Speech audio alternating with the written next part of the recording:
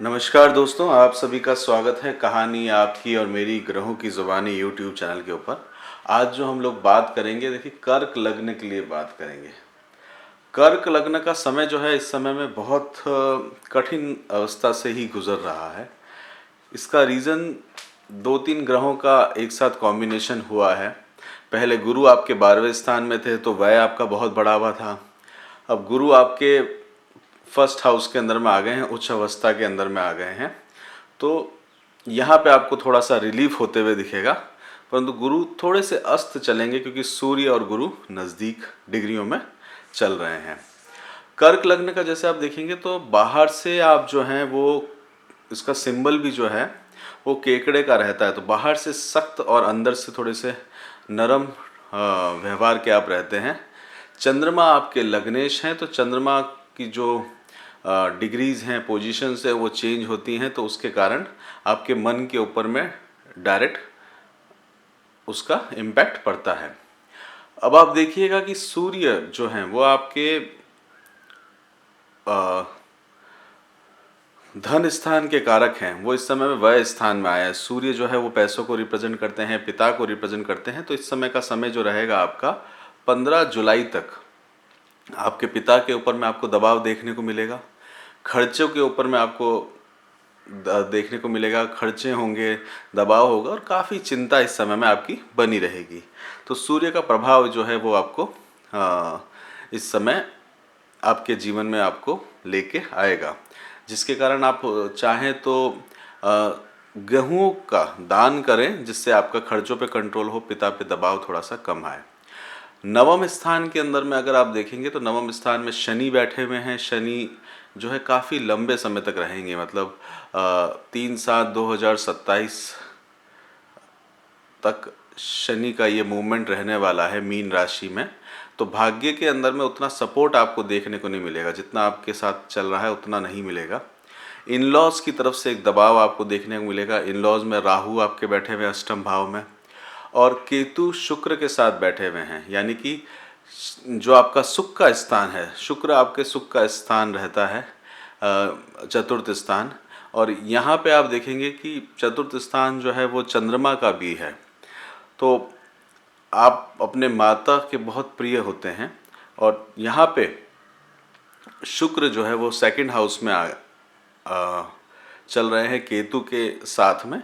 तो परिवार और कुटुंब में थोड़ा सा ध्यान देने की ज़रूरत आपको पड़ेगी और कोई बहुत ज़रूरी काम के लिए आपको जाना पड़ सकता है। किसी की तबीयत खराब हो सकती है या कोई भी किसी तरह का दबाव आपके ऊपर में आपको घर की तरफ से देखने को मिलेगा। बुध जो है वो आप देखेंगे कि बुध आपके लिए पराक्रम स्थान के स्वामी भी हैं और बुध आपके लिए व्यय स्थान के स्वामी भी हैं। तो वो एक अपने आप में आपको 12वें स्थान में आके बैठे हुए हैं। तो इस समय में बुध के कारण आपका एक विपरीत राजयोग जरूर बना हुआ है, जो कि आपके लिए बहुत बेनिफिशियल रहेगा। कोई नेगेटिविटी में आपको एक अच्छे आइडियाज़ आपको देखने को मिलेंगे। जीवन में इस संघर्ष को आप एक फ़ायदे में लेते हुए जाएंगे। मंगल आपके लिए कारक ग्रह है। देखिए, मंगल आपके लिए पंचम स्थान के स्वामी भी हैं और प्रथम स्थान के स्वामी भी हैं, और मंगल कर्म स्थान के स्वामी भी हैं, दसम स्थान के। तो कार्य क्षेत्र के अंदर में आप देखेंगे या पंचम स्थान के देखेंगे तो बच्चों की ग्रोथ होते हुए इस समय देखेंगे। प्रॉपर्टी से रिलेटेड कामों में आपको, ज़मीन जायदाद से रिलेटेड कामों के अंदर में आपकी रुचि इस बार बढ़ेगी। थोड़ा सा आपका ध्यान जो है वो इन्वेस्टमेंट के अंदर में जाएगा। मेरे ख्याल में आप किसी चीज़ को बेचेंगे और बेच के आप उस चीज़ से एक पैसा अर्न करने का कोशिश आप इस समय में करेंगे। मंगल की चतुर्दृष्टि जो है वो शुक्र और केतु के ऊपर में पड़ी हुई है, जिससे उसकी एनर्जीज को और ज़्यादा मिलेगा। तो परिवार और कुटुंब के लिए भी खर्चा इस समय में आपको होगा और साथ ही साथ में बीमारी के ऊपर में भी होगा। देखिए, मंगल की दृष्टि जो है अष्टम दृष्टि रोग ऋण और शत्रु स्थान में भी पड़ रही है, तो वो भी आपको करना पड़ सकता है।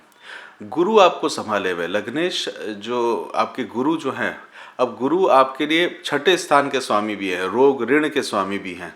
तो ऋण का प्रभाव भी वो आपको देखेंगे, लोन लेना पड़ सकता है।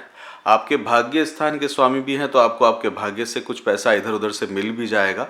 तो वो आपको ज़रूर आपके सपोर्ट करते हुए दिखेंगे कि गुरु इस समय में उच्च अवस्था में चल रहे हैं। शत्रुओं से भी सामना होगा, लोगों से शत्रुता भी बढ़ती जाएगी क्योंकि गुरु आपके लग्न में आ गए हैं।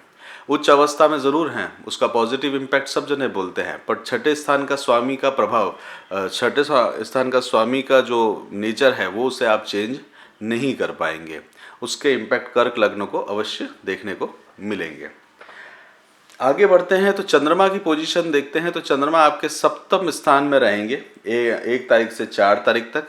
इस समय आप गज केसरी योग भी आपका बनेगा, साथ के साथ में आपको अपने स्पाउस से या अपने पार्टनर से एक सपोर्ट लेने का दिन भी आपका रहने वाला है। उसके बाद 4 से 6 तारीख तक चंद्रमा आपके अष्टम स्थान में जाएंगे। अष्टम स्थान में इन लॉज परिवार के साथ में आपका समय बीतेगा। साथ में अगर आपका शादी नहीं हुआ है तो आपको जो आपके बिजनेस है उससे आपको पैसा देखने को मिलेगा। थोड़ा सा दिन जो है भारी रहने वाला है। 6 से 8 तारीख को चंद्रमा नवम स्थान में रहेंगे, यात्राएं बनी रहेगी। पिता से जो है थोड़ा सा अनबन अवश्य हो सकता है, और साथ के साथ में आपके जो लेबर है जो आपके अंडर में काम कर रहा है उनके साथ में भी आपका अनबन इस दिन आपको देखने को मिलेगा। भाग्य का सपोर्ट जो है वो थोड़ा सा जितना चाहते हैं उतना नहीं मिल पाएगा, क्योंकि लग्नेश स्वयं विष योग के कारक हुए हैं भाग्य के अंदर में। इस दिन महादेव की उपासना करिएगा 6 से 8 तारीख को, तो बेनिफिशियल रहेगा।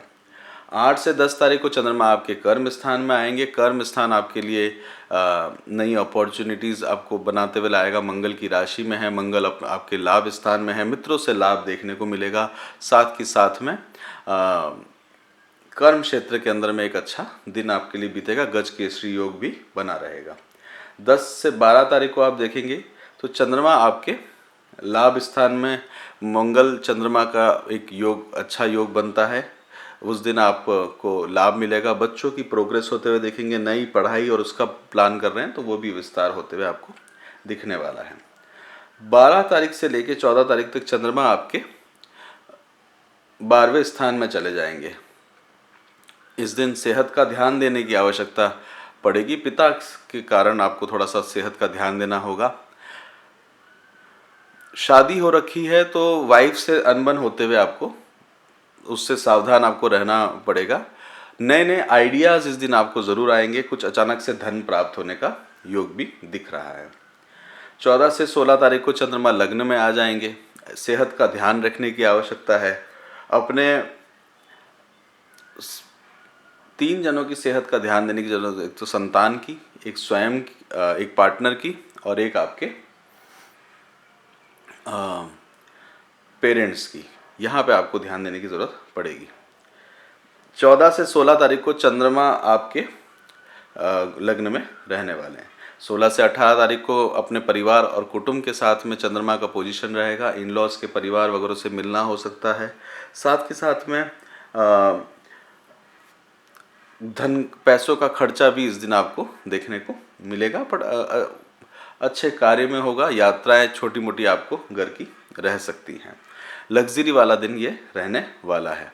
आध्यात्म और लग्जरी से जुड़ा ये दिन आपका रहेगा। 18 से 21 तारीख को चंद्रमा आपके तीसरे स्थान में चले जाएंगे। तीसरे स्थान में कर्म स्थान रहेगा।